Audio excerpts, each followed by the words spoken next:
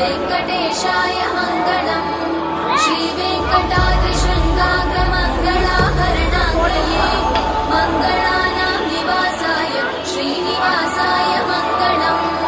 सर्वावयव सौन्दर्य सम्पदा सर्वचेतसां सदा सम्मोहनायास्तु वेङ्कटेशाय मङ्गलम् नित्याय निरवध्याय सत्यानन्द चिदात्म